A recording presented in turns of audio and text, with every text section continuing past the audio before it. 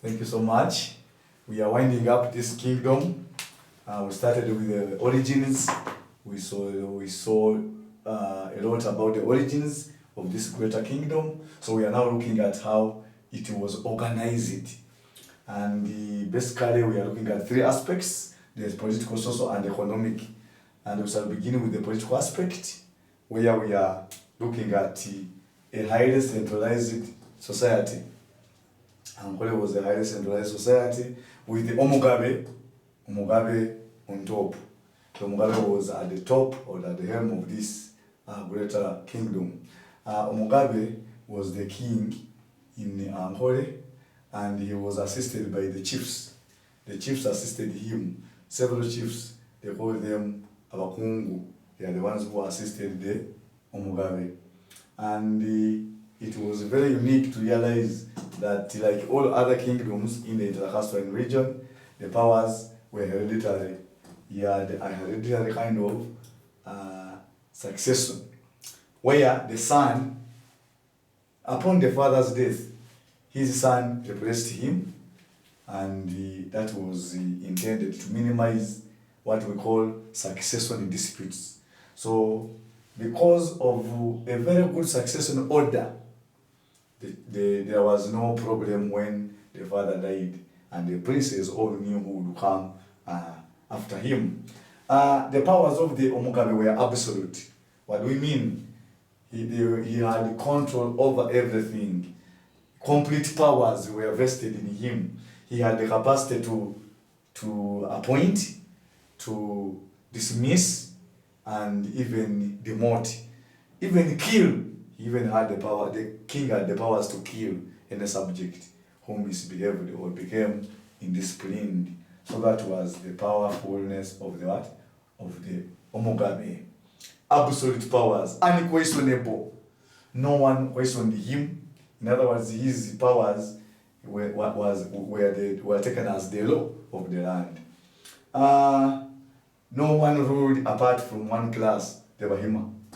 The Bahima were the rulers, and it was something that was known from the beginning, that it is only one class to rule.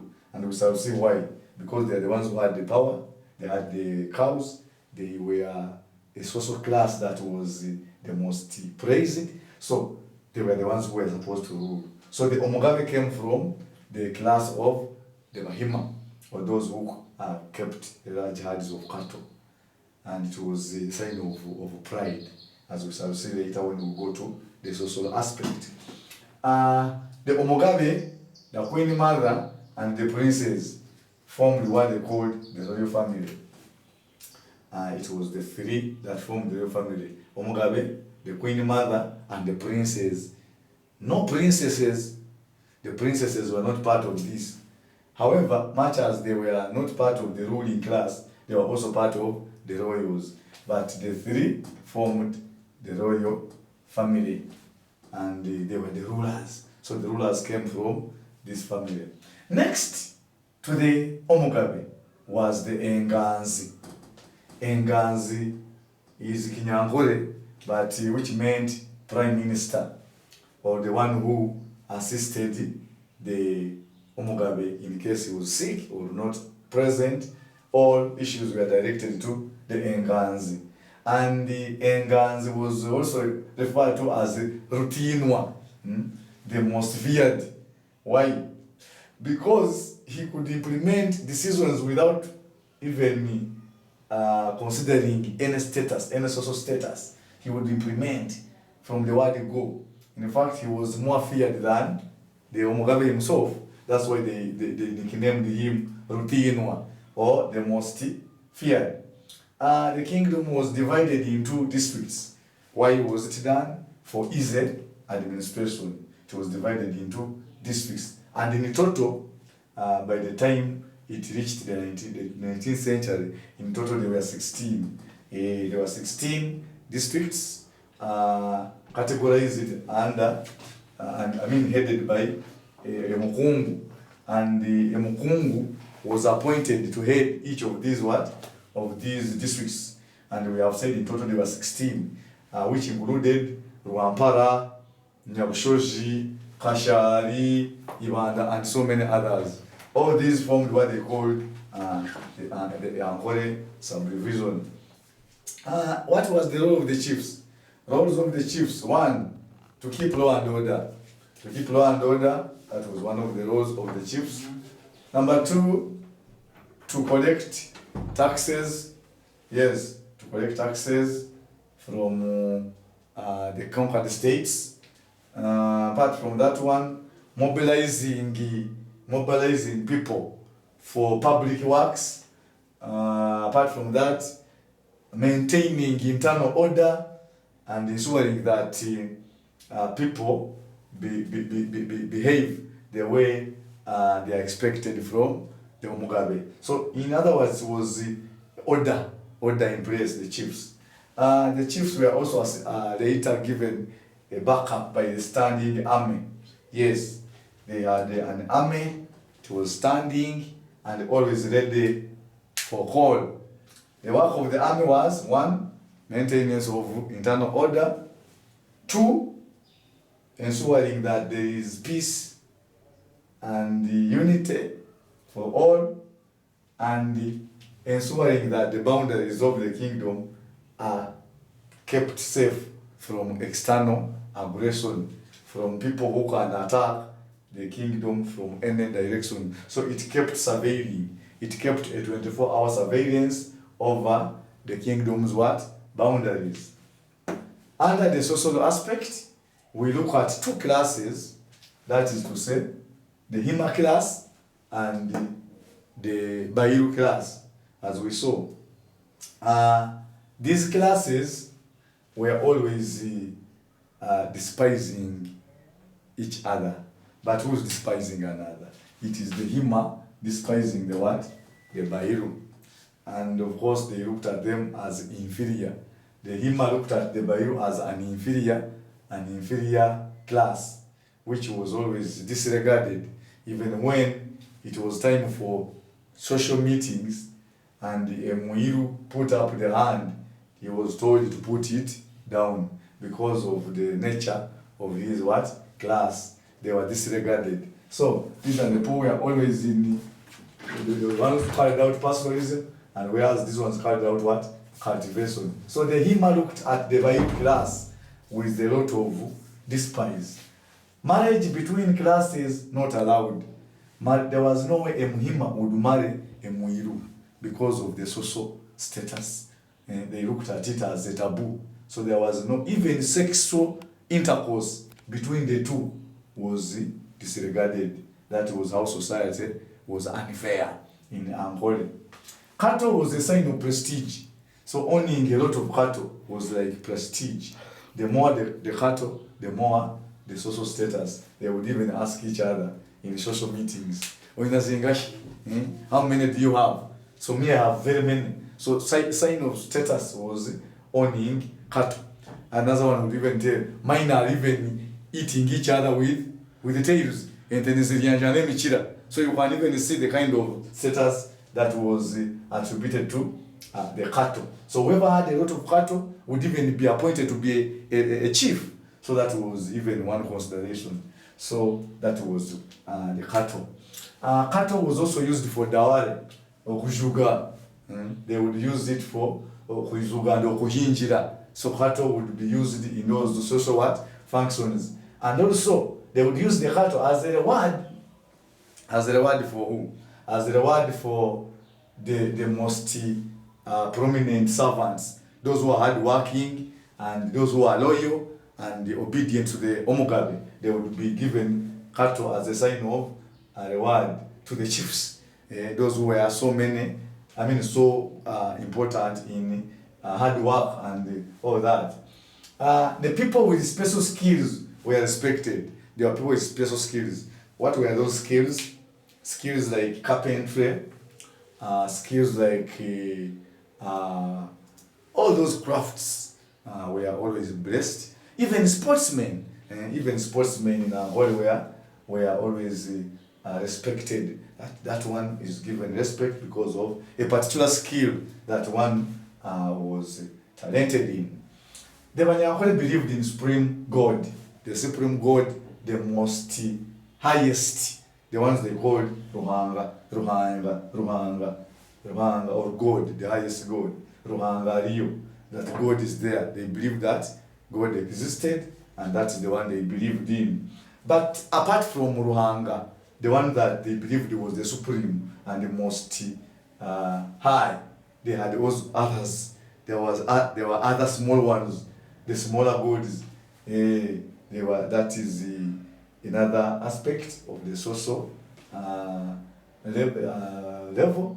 That Kazova Nyamuhanga was one of them. The Kazova Nyamuhanga, Kagoro, those small gods were also given consideration. Some of them knew that they would have no peace if they didn't have these small gods. And by the way, the small gods, we are many in Ankole, many. And the people adopted the belief in small gods after realizing that they were being given favors, and others would pray for kids. They bless you with the kids, they bless you with, especially the twins, Abarong, that he produced twins. And where did he get the twins from? From the small gods. After praying, and the gods gave him the what? The kids. So they would go and praise in the form of worshipping animals, worshipping trees, or anything that they regarded to be sacred.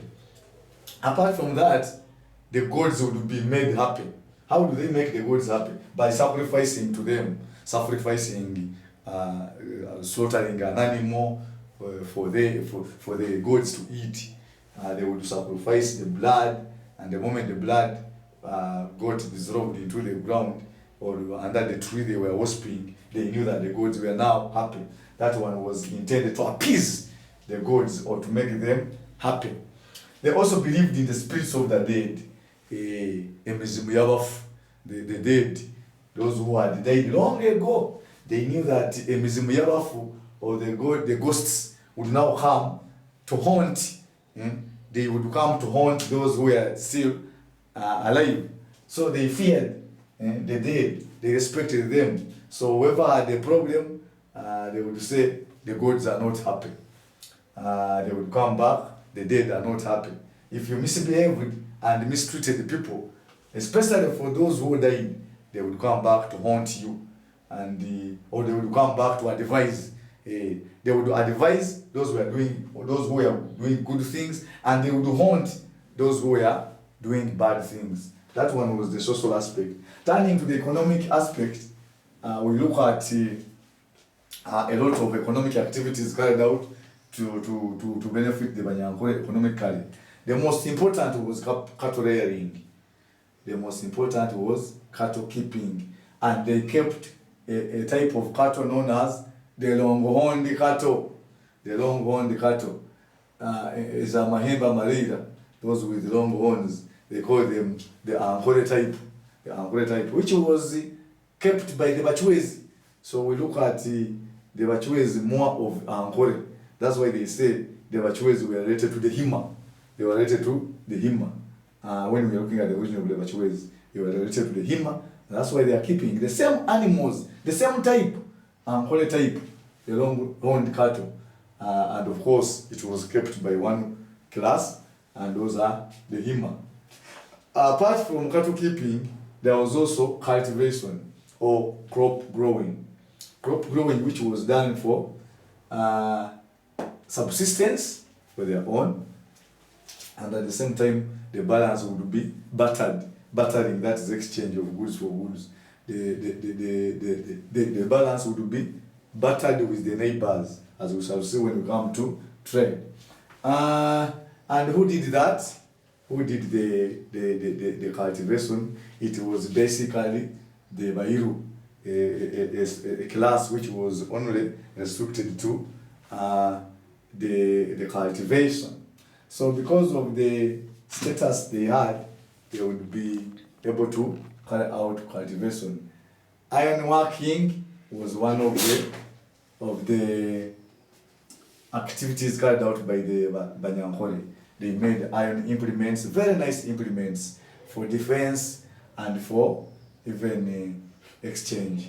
Pottery, bakabani bakoresha, and they were making very good pots and very beautiful pots, which pots were even used during marriages. They were soga women, they were Nyankole women would carry pots on their heads during the time of marriage functions. Okuhinjira, all those ones were used.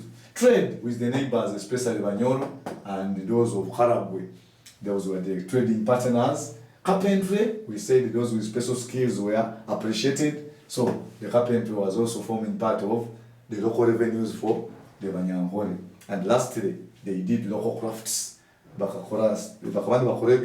out of wood, out of baskets, reeds, papyrus reeds, and very many others which formed part of the Banyankole revenue strategies. With that, it was a well-organized society.